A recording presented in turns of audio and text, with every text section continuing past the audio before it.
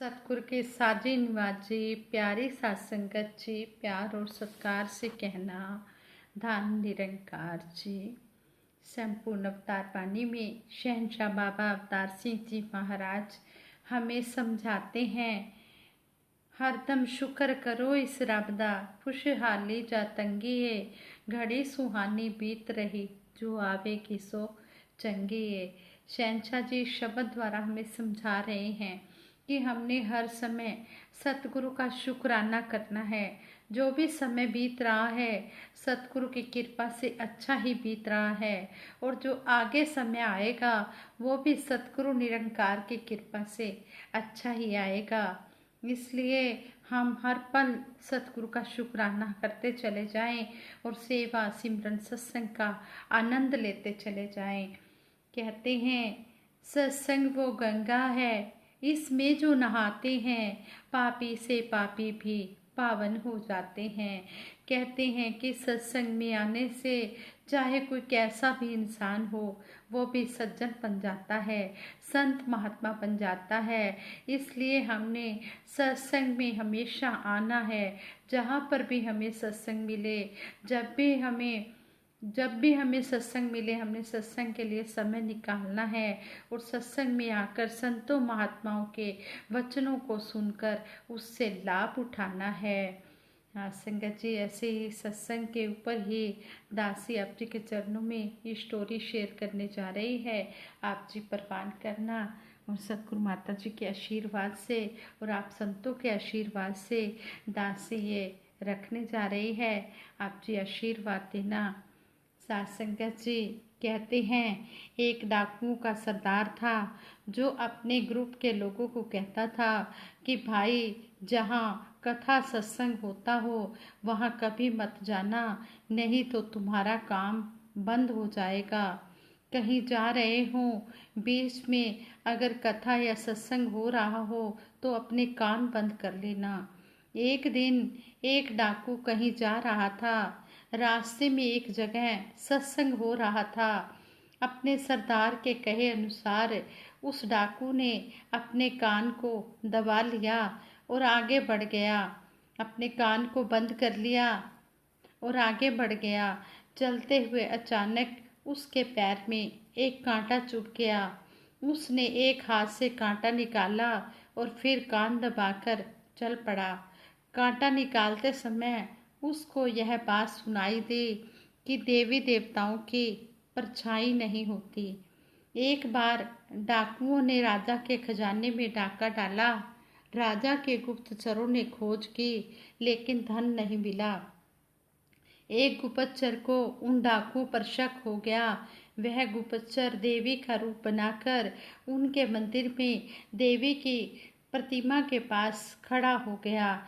जब डाकू वहां आए तो उसने गुस्से से डाकू से कहा कि तुम लोगों ने इतना धन खा लिया पर मेरी पूजा नहीं की, मैं तुम सबको खत्म कर दूंगी।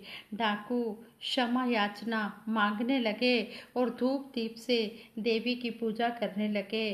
तो उनमें से जिस डाकू ने सत्संग में यह शब्द सुन रखा था, जब वो कहीं जा रहा था तो रास्ते में सत्संग हो रहा था, तो सत्संग की यह आवाज़ उसके कानों में पड़ी कि देवी देवताओं की परछाई नहीं होती। वह डाकू बोला, यह देवी नहीं है, देवी की छाया नहीं पड़ती पर इसकी तो छाया पड़ रही है। ऐसा सुनते ही डाकू ने देवी का रूप बनाए गुप्तचर को पकड़ लिया। साथ संगत जी, कहने का भाव कि उसके एक शब्द उसने सत्संग का सुना तो उसके जीवन का पार उतारा हो गया। और यदि हम पूरा सारी उम्र ही जब तक हमारे श्वास हैं हम सत्संग सुनते रहें तो हम कितनी विपदाओं से, सारी ही विपदाओं से, मुसीबतों से हम बच सकते हैं। सतगुरु बड़ा सहारा लोगो बंदे का रखवाला है, कहे अवतार वही नर ऊंचा जो गुरु का मतवाला है। कहते हैं कि सतगुरु बड़ा सहारा है, यह हर पल अपने भगत की रक्षा करता है। जो इसकी शरण में आ जाता है, जो इसकी शरण ले लेता है, वो उसके ऊपर कोई विपदा आने ही नहीं देता। इसलिए हमने हर पल अपने सतगुरु का सहारा लेना है और सत्संग को महत्व देना है। इस तरह ही सत्संग के ऊपर ही दासी एक और स्टोरी आप जी के चरणों में शेयर करने जा रही है। कहते हैं एक महिला हर रोज दालान में दिया जलाया करती थी। एक दिन जब वह दिया जलाकर जाने लगी तो अचानक ही दिया बोल उठा, मातेश्वरी, मैं रोजाना तुम्हारे दालान का अंधकार दूर करता हूँ, लेकिन मेरे अपने नीचे सदा अंधेरा ही रहता है। तुम दालान का अंधेरा दूर करने के लिए चिंतित रहती हो, इसलिए शाम ढलते ही मुझे दालान में जला देती हो। किसी दिन मेरे नीचे का अंधेरा भी दूर कर दो। महिला ने दिए की बात को सुना और उसे आश्वासन दिया और घर के अंदर चली गई। वहां उसने आटे का एक और दिया बनाया और फिर उसे जलाकर पहले वाले दिए के पास ले जाकर रख दिया। महिला को एक अन्य दिया अपने पास रखते देखकर पहले वाला दिया बोला, मातेश्वरी, मैंने तो तुमसे अपने नीचे का अंधकार दूर करने को कहा था, इसे हरने का भी तो कोई उपाय करो। महिला ने मुस्कुराते हुए कहा, आप नीचे अब झांक कर देखो, वहां आज अंधेरा नहीं, रोशनी है। दिए ने अपने नीचे झांका, आज वहां भी रोशनी थी। वह कृतज्ञ नजरों से महिला की ओर देखने लगा, उपकार भरी नजरों से महिला की ओर देखने लगा कि इस महिला ने मुझ पर बहुत बड़ा उपकार किया है, जो मेरा ये नीचे का अंधकार दूर कर दिया है। महिला ने मृदुल मुस्कान के साथ कहा, मीठी मुस्कान के साथ कहा, अकेला दिया अपने नीचे के अंधकार को दूर नहीं कर सकता, लेकिन जब पास ही और दिए जल उठे तो वे सब एक दूसरे के नीचे के अंधकार को दूर कर देते हैं। यही है सत्संग की महिमा। इसलिए महात्मा संतों की संगत करने की प्रेरणा देते हैं। दुनिया का मार्गदर्शन करने वाले महात्मा भी संतों के सत्संग में आकर ही अपने अनदेखे अनजाने दोषों से छुटकारा पाने में सफल होते हैं। निरंकारी मिशन में हर जिज्ञासु को सेवा, सत्संग और सिमरन लगातार करने की प्रेरणा दी जाती है। वास्तव में ये ही हमारे जीवन को सफल बनाने के साधन हैं। आमतौर पर लोग कहते हैं कि हम सत्संग क्यों करें, हमें इसकी क्या ज़रूरत है। प्रायः लोग कहते हैं कि यह तो बड़े बुजुर्गों के लिए समय बिताने का एक साधन मात्र है, लेकिन यह बात सच नहीं है, क्योंकि हमें तो यह भी मालूम नहीं कि हमारे जीवन में बुढ़ापा आएगा भी या नहीं, और यदि बुढ़ापा ही नहीं आएगा तो हम बुढ़ापे में सत्संग कैसे करेंगे। इस तरह कहते हैं कि सत्संग किसी उम्र की मोहताज नहीं है और न ही हमें ऐसा समझना चाहिए। चाहे किसी भी उम्र में सत्संग किया जाए, सत्संग की महत्ता कम नहीं होती। सत्संग तो हमारी आत्मा की खुराक है। जिस प्रकार भूख लगने पर हम भोजन खाते हैं, प्यास लगने पर हम पानी पीते हैं, क्योंकि यह हमारे शरीर की खुराक है, उसी प्रकार हमारी आत्मा की खुराक भी सत्संग से हमें मिलती है। जिस प्रकार बहुत भूख लगने पर हम अशांत हो जाते हैं, तो भोजन करने पर ही हमें शांति मिलती है, उसी प्रकार हमारी आत्मा को भी सत्संग करने से ही शांति मिलती है। भोजन से हमारे शरीर को शक्ति मिलती है और सत्संग आत्मा को विवेक शक्ति प्रदान करता है। पुरातन समय में बड़े बड़े महात्मा कई सालों तक भूखे प्यासे रहकर तपस्या करते थे, तब उनके शरीर में ताकत तपस्या के बल पर इस सत्संग से ही आती थी, तभी वे जीवित रहते थे। आज इंसान यह सोचता है कि वह बहुत शक्तिशाली है, उसे किसी की आवश्यकता नहीं है, लेकिन जब कोई मुसीबत आती है तो वह इस निरंकार को पुकारता है। असल में मानव को हमेशा ही किसी की मदद की जरूरत पड़ती है और हमारा सच्चा सहायक यह प्रभु परमात्मा निरंकार ही है। यह हमेशा हमारी मदद करता है, हमारी हेल्प करता है, सहायता करता है। सत्संग और निरंकार का संबंध स्पष्ट करते हुए सतगुरु बाबा हरदेव सिंह जी महाराज ने कहा था कि सत्संग, गुरु और निरंकार एक ही सत्ता के तीन नाम हैं। सत्संग, गुरु और निरंकार एक ही सत्ता के तीन नाम हैं। जब हम सत्संग से दूर हो जाते हैं तो गुरु से भी दूर हो जाते हैं और बिना गुरु के तो हम इस निरंकार को पा ही नहीं सकते। इसलिए हमें हमेशा सत्संग में आना चाहिए। यह सच्चाई भी है क्योंकि प्रभु परमात्मा से लगातार जुड़ाव मानव को शांति व आनंद प्रदान करता है। हमें कभी भी यह नहीं कहना चाहिए कि हम तो गुरु से जुड़े हैं, जब सतगुरु सत्संग में होंगे तभी हम सत्संग में आएंगे। ऐसा कहने वाले गुरु को तो मानते हैं परंतु गुरु की नहीं मानते, बल्कि यह कहना चाहिए कि वे गुरु को भी नहीं मानते, क्योंकि गुरु कोई शरीर नहीं होता बल्कि ज्ञान होता है।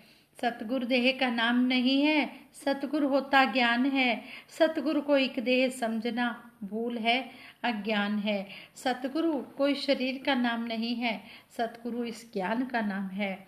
महापुरुष ज्ञान से इस निरंकार से जुड़ते हैं, मात्र शरीर से नहीं। निरंकार से जुड़ने के लिए सत्संग करना बहुत जरूरी है। सत्संग से ही हमारा इस निरंकार पर विश्वास पक्का होता है। कई कह देते हैं कि हमारा तो निरंकार पर दृढ़ विश्वास है, फिर हमें सत्संग में आने की क्या जरूरत है। तो ऐसे इंसानों से कहना पड़ता है कि जिसका निरंकार पर दृढ़ विश्वास है वह सत्संग से दूर तो हो ही नहीं सकता। वह तो सत्संग की तरफ अपने आप ही खींचा चला आता है। सत्संग हमारे दिलों की मैल को दूर करता है। जिस प्रकार हम डेली अपने घर को साफ करने के लिए झाड़ू लगाते हैं, उसी प्रकार हमें अपने मन की भी सफाई करनी पड़ती है डेली सत्संग करके। क्योंकि दुनिया में हम कई प्रकार के लोगों से मिलते हैं, कई बुरे कर्म होते देखते हैं, तो हमारे मनों में माया की मैल चढ़ जाती है। इस मैल को साफ करने के लिए सत्संग रूपी झाड़ू लगानी जरूरी है। अगर हम कुछ दिन घर में झाड़ू ना लगाएं तो बहुत कूड़ा जमा हो जाता है। उसी तरह अगर हम कुछ दिन सत्संग में ना आए तो हमारे मनों में भी कूड़ा जमा हो जाता है। इसलिए हमें डेली सत्संग करना चाहिए। वैसे भी हरि को वही प्यारा लगता है जो इसे लगातार भजता है। यह सत्संग ही है जिससे हमारे दुख दूर होते हैं, हम फलते फूलते हैं, हमारा मान गरूर मिट जाता है, 10 इंद्रियां हमारे वश में हो जाती हैं, हमारे मन की भटकन खत्म हो जाती है और यह निरंकार हमें मिल जाता है।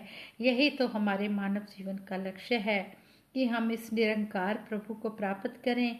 इसलिए यदि हमें अपने लक्ष्य को प्राप्त करना है तो खुद को सत्संग से जोड़ना ही पड़ेगा। संपूर्ण हरदेव वाणी में सतगुरु बाबा हरदेव सिंह जी महाराज हमें सत्संग पर ही समझा रहे हैं कि सत्संग एक बगिया है जिसका सतगुरु होता माली है। सत्संग एक बगीचा है और इसका माली जो है वो सतगुरु होता है। बड़े जतन से हर बूटे की करता खुद रखवाली है। ये बहुत अच्छी तरह से हर एक पौधे की देखभाल करता है, रखवाली करता है। रहमत वाली खाद है देता, प्यार का जल बरसाता है, पत्ते पत्ते डाली डाली हरियाली ले आता है। ये रहमत वाली खाद हर एक पौधे को देता है और प्यार का जल बरसाता है। हर पत्ते पर, हर टहनी पर ये हरियाली लेकर आता है। रंग रंग के भांति भांति के हर दिन फूल खिलाता है। आंधी तूफान जब जब आए तब तब आप बचाता है। ये अलग अलग तरह के ये अलग अलग तरह के फूलों को खिलाता है। ये फूल कौन से हैं? जो ये संत महात्मा, कोई कहीं के रहने वाले हैं, कोई कहीं के, कोई कोई भाषा बोलने वाला है, कोई कोई भाषा बोलने वाला है, लेकिन सभी को एक जगह ही बिठाकर इतना सुंदर बगीचा मेरे सतगुरु ने बनाया है। अलग अलग तरह के फूल सजे हैं, अलग अलग भाषाओं के, अलग अलग देशों के, अलग अलग जगह के रहने वाले संत महात्मा जब प्यार से बैठकर एक जगह सत्संग करते हैं तो कितना सुंदर ये बगीचा लगता है। आंधी तूफान, आंधी तूफान किसको कहा है? ये कोई भी दुख मुसीबत आने ही नहीं देता, हर पल अपने भगत की ये रक्षा करता है। आंधी तूफान का मतलब यही है कि हमें हर दुख संकट से मेरा सतगुरु निरंकार बचाता है। जिसनु इसका होए सहारा, काम नहीं उसका अड़ सकता। जिसको इसका सहारा होता है उसका कोई काम भी रुक नहीं सकता। ये अपने भगत की अपने आप हर जगह लाज बचाता है, हर मुसीबत से उसको बचाता है, हर जगह उसकी रक्षा करता है। कितना सुंदर, कितना प्यारा गुरु ने बाग सजाया है। मेरे सतगुरु सच्चे पातशाह ने कितना सुंदर, कितना प्यारा ये बगीचा सजाया है। ये हमें संतों की महफिल दी है, संतों महापुरुषों का साथ दिया है। कितने कितने हमें आशीर्वाद संतों महापुरुषों से मिलते हैं। कहे हर देव महक से इसकी दुनिया को महकाया है। जब संतों महापुरुषों के वचन सुनते हैं, उनके चरण धूलि लेते हैं तो कितने सुंदर ये परिवार लगता है, कितनी प्यारी ये दुनिया लगती है। इस तरह सतगुरु सच्चे पातशाह के चरणों में यही अरदास करते हैं, हे दाता, जिस तरह आप जी ने ये हमें बगीचे में बिठाया है, सत्संग रूपी बगीचे में बिठाया है, संतों महापुरुषों का संग दिया है, इसी तरह हमें ये संग मिलता रहे। हम इसी तरह संतों महापुरुषों से प्यार लेते रहें, प्यार देते रहें और इनके आशीर्वाद लेते रहें। हर घट में मेरा साईं बैठा, सुनी सेज न कोय। हर घट में मेरा सतगुरु सच्चा पातशाह निरंकार बैठा है। इसलिए हम हर एक संत महात्मा का आदर सत्कार करते चले जाएं। इनकी सेवा करने के हम ये मौके ढूंढते रहें। जब भी हमें सेवा करने का मौका मिले संतों महापुरुषों की, तो हम भाग भाग कर सेवा करें। जैसे संपूर्ण अवतार बानी में शहनशाह जी हमें समझा रहे हैं, जो संता जेड़े सुख दी खातिर बंदा उठ उठ दौड़ा लांदा है, जेकर गुरु दी सेवा कर ले आपे भजदा आंदा है। जिस भी सुख की जरूरत संतों महापुरुषों को होती है, अगर वो संतों महापुरुषों की सेवा कर लेते हैं तो बिना मांगे ही उन्हें वो सुख मिलते चले जाते हैं जो उनके लिए सुखदायी होते हैं। फिर भगत को कोई सुख मांगना नहीं पड़ता, फिर वो सुख अपने आप परछाई की तरह दौड़े चले आते हैं। सिर्फ काम क्या करना है? संतों महापुरुषों की सेवा में अपना तन मन धन लगाना है। फिर सतगुरु को जो भी सुखदाई अपने गुरसिक के लिए लगेगा, ये सतगुरु निरंकार देता चला जाएगा। देंदा दे लैंदा थक पाए, जुगा जुगंतर खाए खाए। कहते हैं कि देने वाला कभी नहीं थकता, लेने वाला थक जाता है। उसकी झोली ले लेकर छोटी पड़ जाती है, लेकिन देने वाला ये देता ही चला जाता है। जुगों जुगों से इसी से मांग कर ये सारा संसार खा रहा है। जान को भी देत है, अनजान को भी देत है। जो इसको जानकर इसकी भक्ति करता है उसको भी देता है, और जो नहीं जान रहा है उसको भी दे रहा है। ये सतगुरु सच्चा पातशाह ये सारे संसार की ही चिंता करता है, सारे संसार का ही पालन पोषण करता है। ऐसा सतगुरु सुनिंदा तैसो ही मेटेट। जैसा सतगुरु हमने सुना था वैसा ही हमने देखा भी है। आज वक़्त के सतगुरु माता सुदीक्षा जी महाराज किस तरह कर्म करके एक एक संत महात्मा को किस तरह कर्म करके दिखा रहे हैं। दिन रात अपना सत्य के प्रचार में लगे हुए हैं, इस मिशन को ही समर्पित है। इस तरह हमारा भी फर्ज बनता है कि हम भी सतगुरु की सिखलाई को अपने जीवन में डालते चले जाएं और सुखों के भागीदार बनते चले जाएं। सुख किते ना मिलदे जी, सुख मिलदे गुरु दी शरणी। सुख कहीं पर भी नहीं है, सुख सतगुरु की शरण में आकर ही मिलती हैं। सुख ये नहीं जो दुनियावी चीज़ें मिल गई, बंगले मोटर कारें गाड़ियाँ मिल गई, ये सुख है नहीं। सुख वो होता है जिस घर में सुख शांति होती है, सभी प्यार से रहते हैं, जहाँ पर कलह क्लेश का नाम ही नहीं होता, ये सुख है, वहाँ पर स्वर्ग है।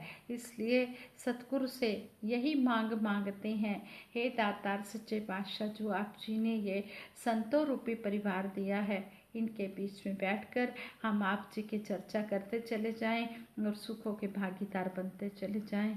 दासी इन शब्दों से आप जी के चरणों में धन निरंकार करती है और सभी के भले की कामना करते हुए सिमरन रूप में आप सभी का सहयोग मांग रही है। आप सभी ने सहयोग देना है। तू ही निरंकार मैं तेरी शरण हाँ, मैनू बख्श लो। तू ही निरंकार मैं तेरी शरण हाँ, मैनू बख्श लो। तू ही निरंकार मैं तेरी शरण हाँ, मैनू बख्श लो। बोलिए सतगुरु माता सुदीक्षा सविंदर हरदेव जी महाराज की जय। निरंकारी राजमाता गुरु बचन अवतार की जय। साध संगत जी प्रेम से कहना धन निरंकार।